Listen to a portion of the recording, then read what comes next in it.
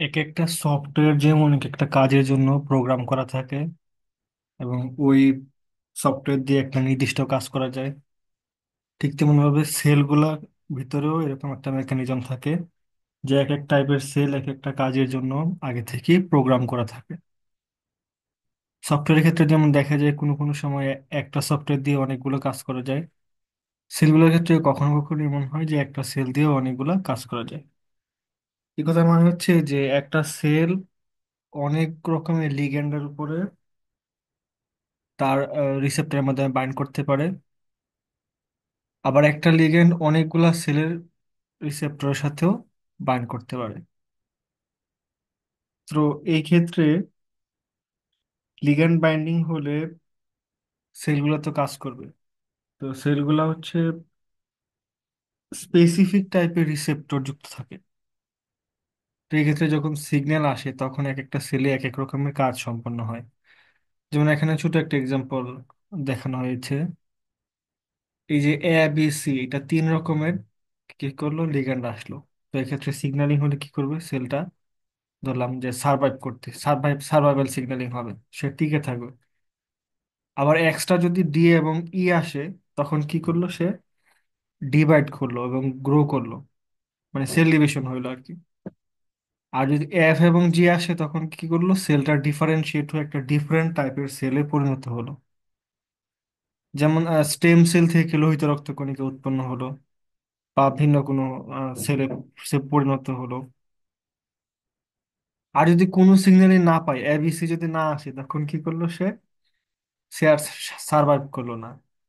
সে apoptosis প্রক্রিয়ার মাধ্যমে programme sell ডেথের দিকে অগ্রসর হলো। আবার দেখা যায় যে একই রকমের লিগ্যান্ড সেলের সাথে বাইন্ড করলে ভিন্ন ভিন্ন সেলে ভিন্ন ভিন্ন রকমের রেসপন্স লক্ষ্য করা যায়। যেমন অ্যাসিটাইল কোলিন, এটা একটা লিগ্যান্ড। এটা যদি ধরি আমরা যে পেসমেকার সেলের সাথে বাইন্ড করে তখন সে কি করে ওই যে হার্টের যে বিট খুব স্পিড ছিল এটাকে সে নর্মাল রেটে নিয়ে আসে। এটা যখন স্যালিভারি গ্ল্যান্ড সেলের সাথে বাইন্ড করে তখন কি হয়, এখান থেকে লালা বের হয়, লালা সিক্রেশন হয়।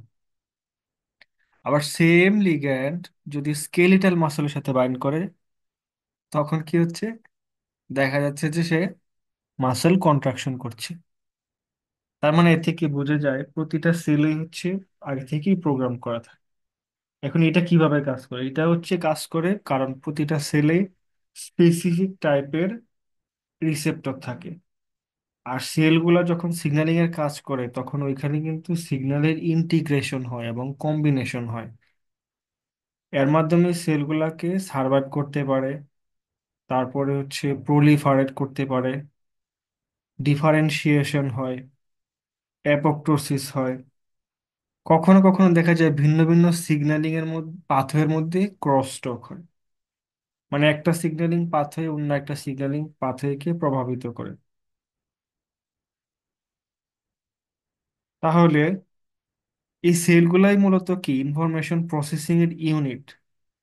এবং এখানে সিগন্যাল ইন্টিগ্রেশন হয়, মাল্টিপল এক্সট্রাসেলুলার সিগন্যাল থাকে, ইন্ট্রাসেলুলার সিগন্যালিং মলিকিউল থাকে। এগুলোর একটা কমপ্লেক্স সিগন্যালিং নেটওয়ার্কের মাধ্যমে হচ্ছে এগুলা ফাংশন করে, যার ফলে টিস্যু অর্গানাইজেশন এবং এনভায়রনমেন্টের যে বিভিন্ন চেঞ্জ হয় এই চেঞ্জের সাথে সেল হচ্ছে যে রেসপন্স করতে পারে।